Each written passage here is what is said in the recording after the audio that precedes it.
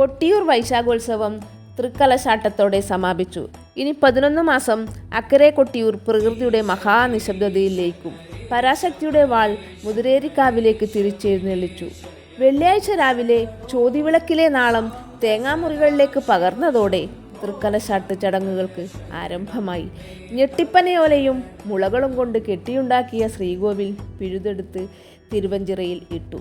തുടർന്ന് തന്ത്രിമാർ ചേർന്ന് സ്വയംഭൂ വിഗ്രഹത്തിൽ കളഭം അഭിഷേകം ചെയ്തു. അഭിഷേകത്തിന് ശേഷം മുഴുവൻ ബ്രാഹ്മണരും ചേർന്ന് സമൂഹ പുഷ്പാഞ്ജലിയും പ്രധാന തന്ത്രിയുടെ പൂർണ്ണ പുഷ്പാഞ്ജലിയും സ്വയംഭൂവിൽ സമർപ്പിച്ചു. പുഷ്പാഞ്ജലി കഴിഞ്ഞ് തീർത്ഥവും പ്രസാദവും ആടിയ കളഭവും ഭക്തർക്ക് നൽകി. തുടർന്ന് തിടപ്പള്ളിയിൽ കയറിയിരുന്ന കുടിപതികൾ തണ്ടിന്മേൽ ഊണ് നടത്തി. മുതിരേരിക്കാവിലെ വാൾ ഭണ്ഡാര അറയിൽ നിന്നെടുത്ത് സ്വയംഭൂവിൽ ചേർത്ത് വെച്ചു. വാളെടുത്ത് ക്ഷേത്രം വലം വെച്ച് പടിഞ്ഞാറേ നടവഴി അക്കരെ ക്ഷേത്രത്തിൽ നിന്ന് വിടവാങ്ങി. ഭക്തരും അക്കരെ ക്ഷേത്രത്തോട് വിട ചൊല്ലി. അമ്മാറയ്ക്കൽ തറയിൽ ചന്ദനപ്പൊടി അഭിഷേകം ചെയ്തു.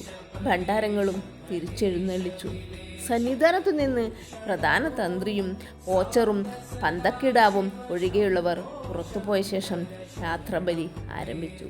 ഹവിസു തൂകി തന്ത്രി പാമ്പറപ്പാൻ തോടിൻ്റെ കരയിലെത്തി. കർമ്മങ്ങൾ പൂർത്തിയാക്കി തിരിഞ്ഞു നോക്കാതെ അദ്ദേഹം മടങ്ങിയതോടെ വൈശാഖോത്സവത്തിൻ്റെ താന്ത്രിക കർമ്മങ്ങൾ പൂർത്തിയായി.